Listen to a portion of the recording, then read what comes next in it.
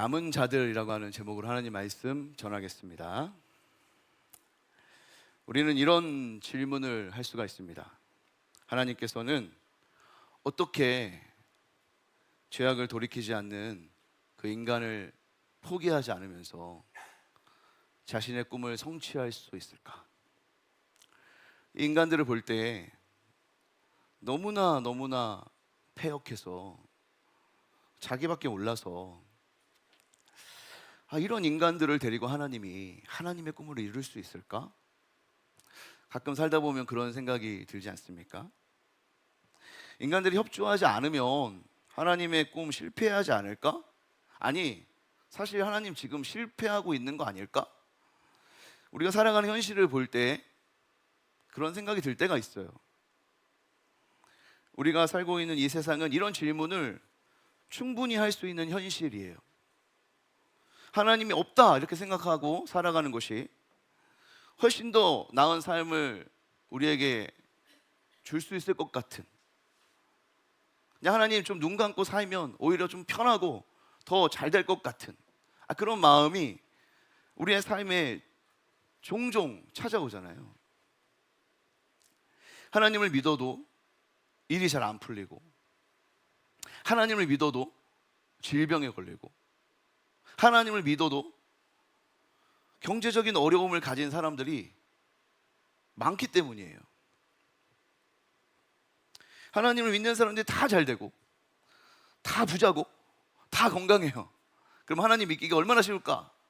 우리 그런 생각 하잖아요. 왜 하나님을 믿는데 아무 일도 일어나지 않아? 아니, 내가 하나님을 이렇게 오랫동안 섬겼는데 하나님 도대체 뭐 하시는 거야? 아니, 나뿐만이 아니라 이 세상 사람들 보면 완전히 이 세상이 완전히 미쳐서 돌아가는 것 같은데 하나님 아무것도 하지 않잖아. 그런 생각이 들 때 우리의 믿음이 흔들립니다.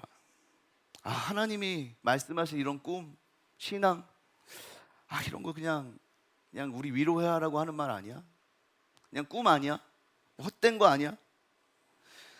결코 이루어질 수 없는 꿈인데 그냥 우리 위로하려고 하는 말 아니야? 여러분, 정말 그런 걸까요? 절대로 그렇지 않습니다. 하나님께서 자신의 백성이 자신의 백성답게 살지 못하고 있는 이 세상을 바라보면서요, 관심도 없고 아무 생각도 안 하고 될 대로 되라 이렇게 하지 않아요. 하나님은요, 지금 이 세상 우리가 되게 안타까워하는 것처럼요, 너무너무 안타까워 계시고, 하나님은 이 세상 보면서 너무 아파요. 이사야 1장 21절부터 23절 말씀 우리 같이 한번 읽어볼게요. 같이 읽겠습니다. 시작. 신실하던 성읍이 어찌하여 창기가 되었는고, 정의가 거기에 충만하였고 공의가 그 가운데 거하였더니 이제는 살인자들 뿐이로다. 내 은은 찌꺼기가 되었고 내 포도주에는 물이 섞였도다. 내 고관들은 패역하여 도둑과 짝하며 다 뇌물을 사랑하며 예물을 구하며 고아를 위하여 신원하지 아니하며 과부의 송사를 수리하지 아니하는도다. 이 신실하던 성읍 예루살렘이요, 우상을 섬기는 창기가 되었다. 정의와 공의가 충만한 그곳에 살인자가 가득해졌다. 은이 찌꺼기가 되고 포도주가 물이 섞여가지고 물갓이 돼버렸다. 이 거룩한 나라가요, 볼품없는 그런 나라가 되어버렸다는 거예요.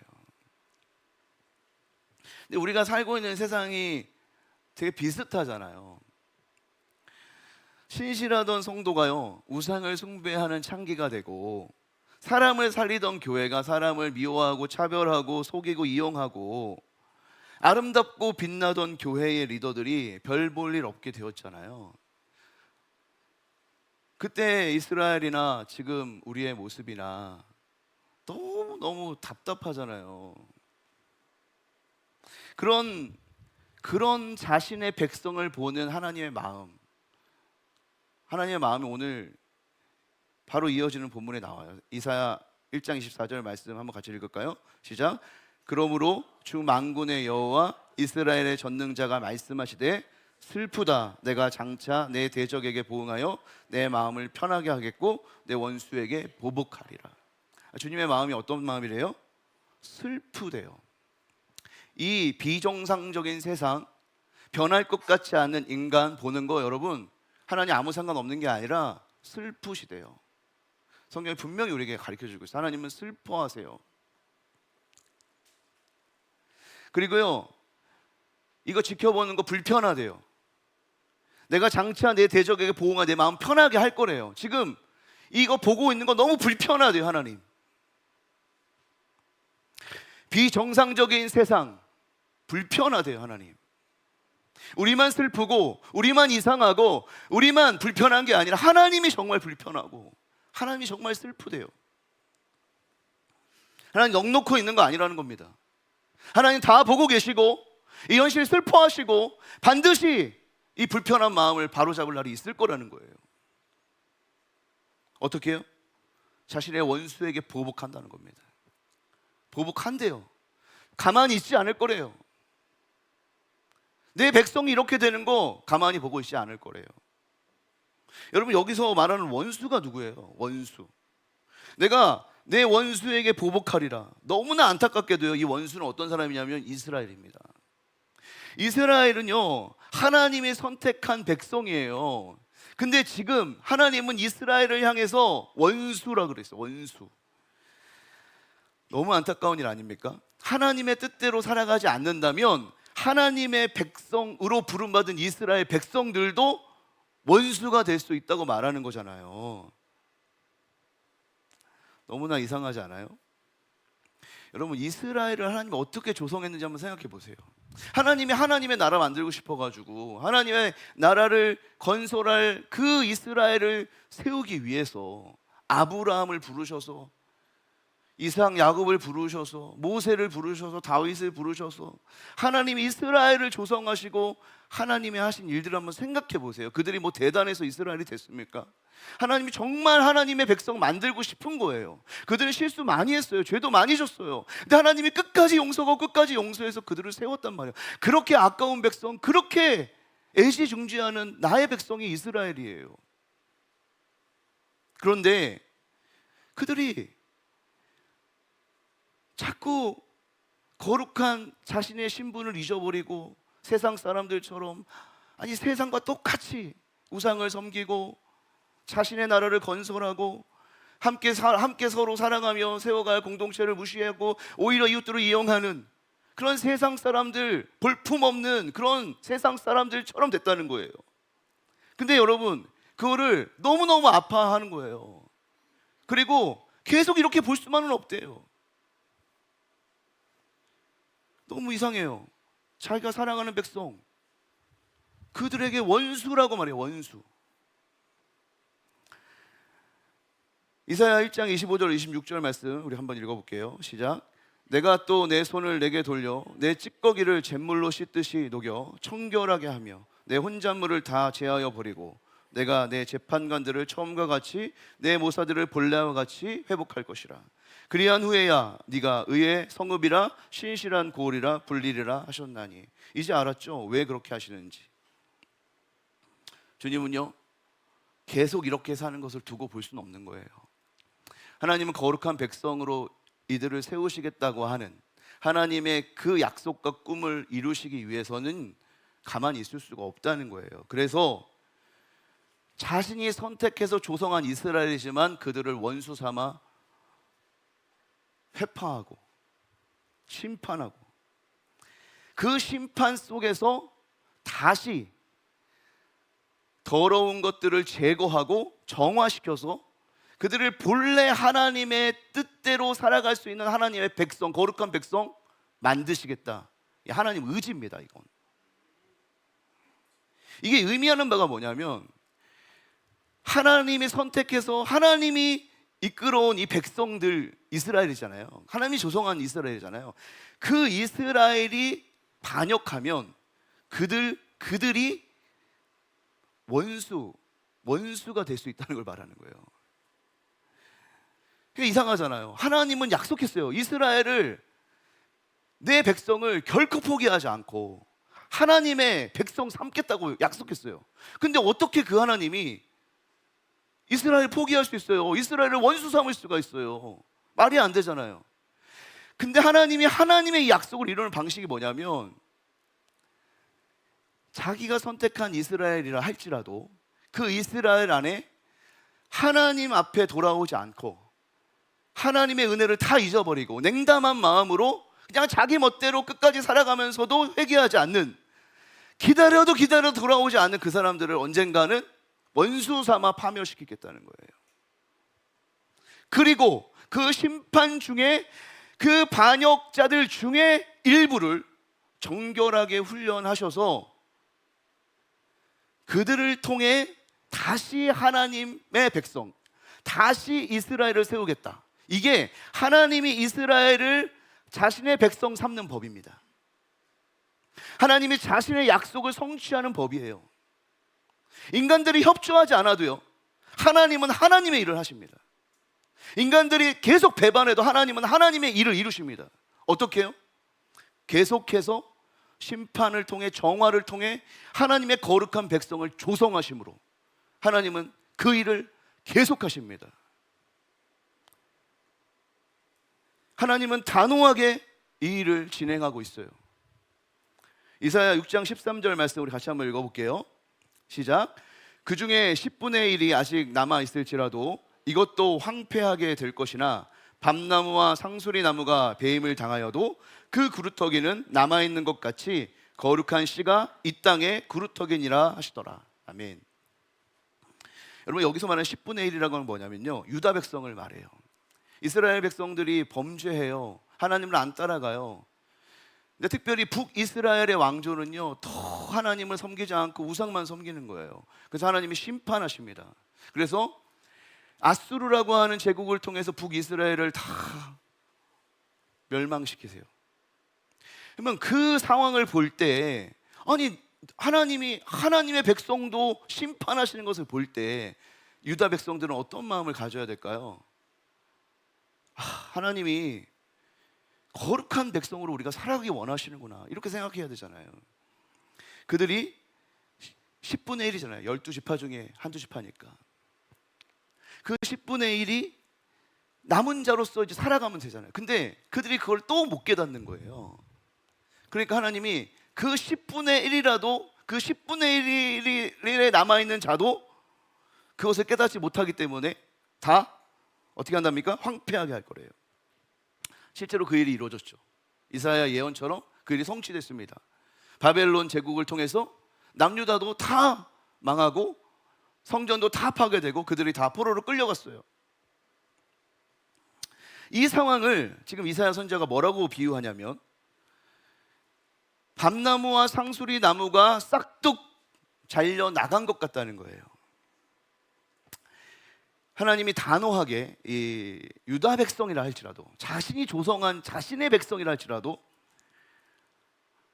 하나님을 거부한, 하나님을 반역한 백성들은 단호하게 심판한다는 겁니다. 그러면 하나님의 신실한 약속은 실패하는 거 아닐까? 우리 이렇게 생각할 수 있잖아요. 근데 그렇지 않아요. 왜냐하면 모두가 하나님을 반역해도요, 밤나무와 상수리 나무가 잘려 나가서 아무도 없는 것처럼 보여도요, 그곳에는 언제나 하나님이 하나님의 거룩한 씨앗을 남겨놓거든요. 구루터기처럼. 그래서요, 하나님은 항상 하나님의 그 백성을 조성하는 일을 쉬지 않고 하시는 거예요. 하나님은 반드시 약속을 이룹니다.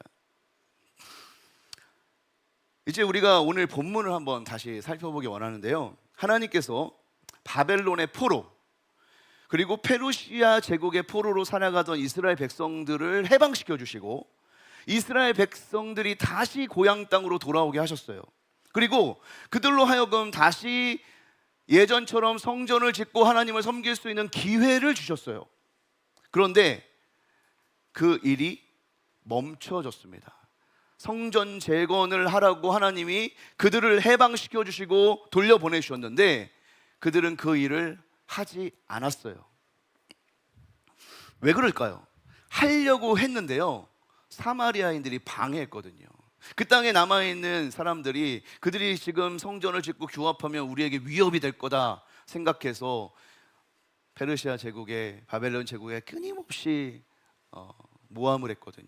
방해 때문에 할 수가 없었어요. 근데 여러분, 학개 선지자가요, 성전을 재건을 멈춘 이유는 그런 게 아니래요. 실제적으로는 사마리아인들의 방해가 있어서 멈춰진 거지만 그것 때문에 성전 재건이 멈춰진 게 아니래요. 그럼 뭐 때문에 멈춰진 거래요? 이거를 기회 삼아서 그렇다는 거예요. 그러니까 너무나 좋은 핑계거리가 그들에게 있는 거예요. 성전을 재건하지 않아도 되는 너무나 좋은 핑계거리 있잖아요. 지금 사마리아인들이 이렇게 모함하고 상황이 좋지 않아요 라고 하는 너무나 좋은 핑계거리가 있잖아요. 그래서 그 핑계거리 안에서 이루어질 수 없는 현실, 하나님의 꿈을 이룰 수 없을 거라고 하는 이 현실이 너무나 크다고 하는 이것을 핑계하면서 그들이 왜 이곳에 돌아왔는지에 대한 이유, 사명, 이걸 다 잊어버린 게 그들의 진짜 문제라는 거죠. 그리고 하나님이 꿈꾸라고 하는 꿈이 아니라 그냥 내가 한번 이뤄볼 수 있는 어떤 꿈 없을까? 지금 하나님이 하라고 하는 이 성전 건축 너무나 어려운 일인데 그냥 그런 걸 너무 하다가 아무것도 아니고 막 그냥 이러다가 막 실패하면 내 인생 너무 힘들 것 같은데 그냥 내가 뭔가 이룰 수 있는 내 집이라도 하나 만들어 볼까? 이런 꿈을 꾸면서 이런 꿈에는 너무나 빨리 발이 움직였다는 거예요.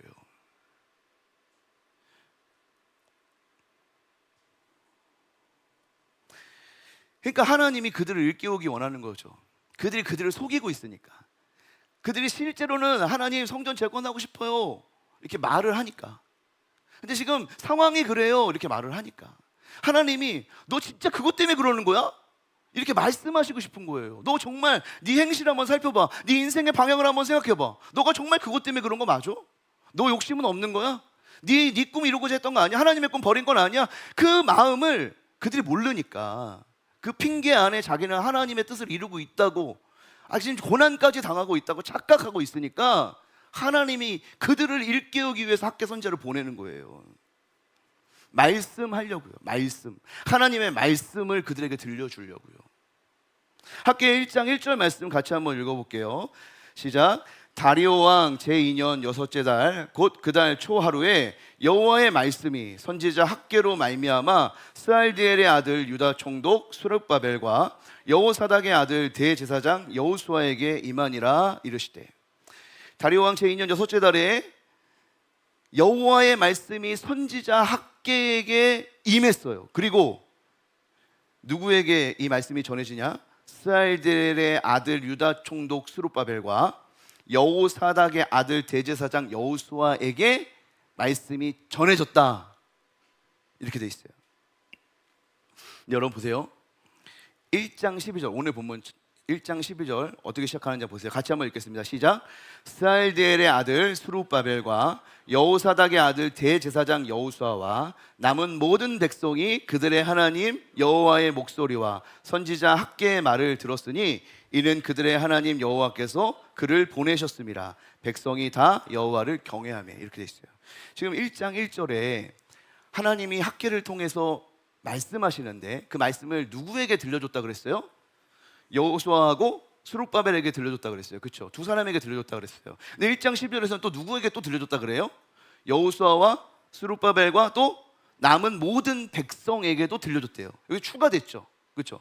앞에서 1장 1절에서 말했던 것을 반복하면서도 그 말을 들은 사람을 추가했어요. 그렇죠? 그리고 사실 학개 자신을 소개할 때도요. 지금 여기에 보면은 선지자 학개라고 돼 있잖아요. 선지자 학개. 근데 1장 12절, 13절, 14절 이렇게 읽어보면 거기에 뭐라고 되어 있냐면 선지자 학개가 말하는 것뿐만 아니라 여호와의 사자 선지자 학개가 말한다 이렇게 말해요. 그러니까 선지자 학개가 말한다는 것도 1장 1절에 말했는데 1장 12절, 13절, 14절 되면 이게 점점 더 이게 지금 하나님이 나에게 주신 메시지를 이렇게 들려주고 있어. 이런 얘기를 강조하고 있어요. 그러니까 우리가 지금 이걸 뭘 봐야 되냐면 이렇게까지 지금 나눠서 할 얘기인가 싶어요. 1장 1절에서 얘기한 거 1장 10절에 또 얘기할 필요가 있나? 그리고 왜 1장 12절에서는 남은 백성들이 이 얘기를 들었다는 것을 왜 추가했을까? 이제 이런 생각을 우리가 해봐야 되는 거죠.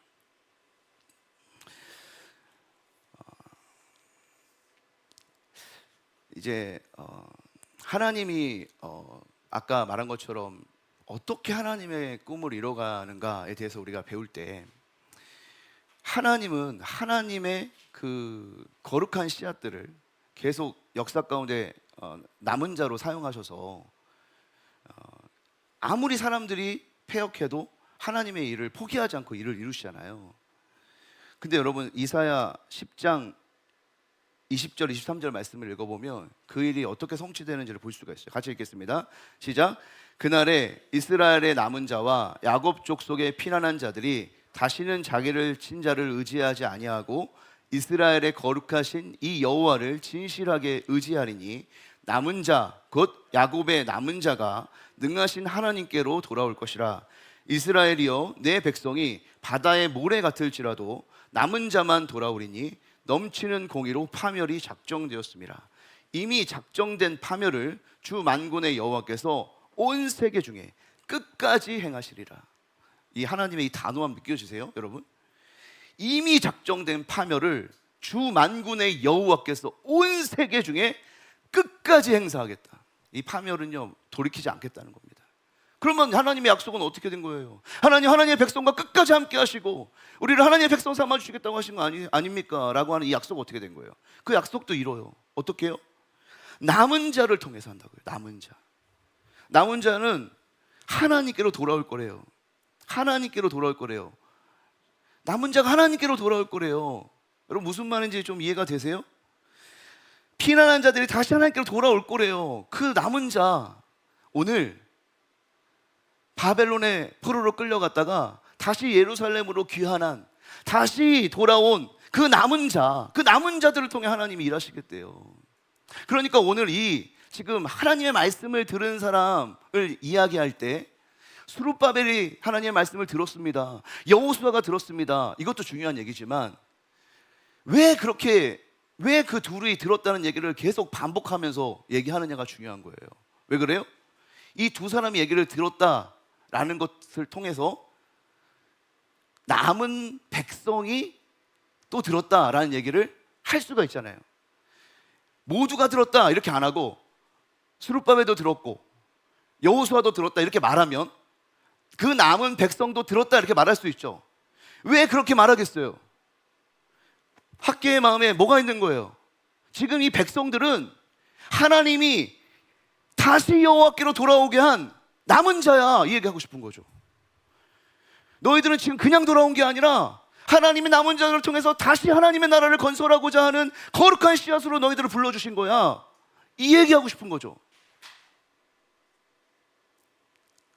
근데 여러분, 여기서 정말 중요한 건 뭐냐면 그 남은 자 있잖아요. 하나님께로 다시 돌아온 자, 그 남은 자들 통해 하나님이 하나님의 꿈을 이루는데 그 남은 자들이 어떤 사람들이냐면 하나님의 음성을 들은 자라는 거예요. 하나님의 음성을 들은 자. 남은 자가 어떤 사람이 남은 자냐면 하나님의 음성을 들은 자가 남은 자예요. 여러분, 바벨론 포로에서 귀환한 그 백성들의 현실이라고 하는 건 뭐냐면 정말 아리까리한 상황이에요. 하나님이 70년 전에 약속하신 예레미야 선지자를 통해서 다시 70년 만에 나를 고향 땅에 돌아오게 하리라 하시는 그 하나님의 약속의 말씀이 이루어지는 것을 보고 그 바벨론의 포로, 페르시아의 포로로 끌려갔던 그들이 돌아왔단 말이에요. 얼마나 놀라운 일이에요. 하나님의 말씀이 이루어지는구나, 하나님의 약속은 반드시 성취되는구나, 얼마나 기뻐요. 그렇게 돌아온 거예요. 그런데 현실은 어때요? 또 똑같은 거죠. 또 힘든 거예요. 그러니까 남은 자에게 중요한 건 뭐냐면 하나님의 음성을 듣는 거죠. 왜냐하면 그들은 하나님의 약속이 성취된다는 것을 알고 그 주님의 음성을 따라서 살아가고 하는 것이 얼마나 중요한지를 깨달아서 여기까지 왔잖아요. 근데 현실에서 또 부딪히니까 그게 안 들리고 힘들어지고, 그러니까 사명이 포기해야 되는 거죠. 왜 그들이 남은 자냐? 왜 그들이 남은 백성이라고 지금 학계는 말하고 있냐? 하나님의 음성을 들었기 때문에. 성경에 이런 말이 있어요. 들을 게 있는 자는 들을지어다. 왜 그렇게 말할까요? 하나님이 너무나 좋은 말씀을 해도요 못 듣기 때문이죠. 하나님의 말씀을 못 듣는 거죠. 예를 들면 제가 지금 이제 설교를 하고 있어요. 하나님의 음성을 못 듣는 거예요. 그러니까 김성호의 얘기는 듣는데 하나님의 말씀을 못 듣는 거죠. 누군가 이야기를 듣는데 하나님의 음성을 못 듣는 거예요. 근데 그런 사람은 남은 자가 아니에요. 누가 남은 자냐? 하나님의 음성을 듣는 자가 남은 자예요.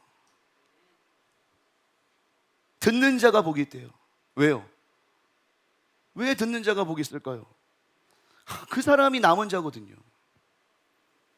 귀가 열려서 하나님의 말씀이 들리고 들릴 말씀에 감동하여 순종하는 자가 이 시대의 남은 자입니다. 예수님이 이런 말씀 많이 하셨어요. 나중된 자로서 먼저 되고 먼저 된 자로서 나중되리라. 제가 먼저 믿었기 때문에 내가 남은 자가 되는 게 아니라는 거예요. 내가 신앙생활을 오래 했기 때문에 내가 남은 자가 되는 게 아니에요. 하나님의 말씀을 많이 알기 때문에 내가 남은 자가 되는 게 아니에요. 누가 남은 자가 된다고요? 아무리 어려운 현실에서도 하나님의 꿈이라는 게 너무나 믿어지지 않는 그 현실을 살고 있어도 하나님의 음성을 듣고 하나님의 꿈을 꾸고 그 말씀에 순종하는 자가 남은 자예요. 이번 주에 한 분이 사랑 더하기 사랑 나누기 작정 헌금을 하시고 싶으셔서 이제 주중에 저를 찾아왔어요. 근데 이제 하고 싶은데 이제 어떻게 해야 될지 이제 모르는 거죠. 제가 광고 아무리 해도 또 모르는 분은 몰라요. 그래가지고 주중에 좀 찾아왔어요. 근데 이분요 신앙생활을 한 지 얼마 안 되는 분입니다. 근데 이분이 헌금하고 싶은 마음이 들었던 거죠. 평생 하나님을 알지 못하고 살고 그냥 열심히 가난한 현실을 극복하고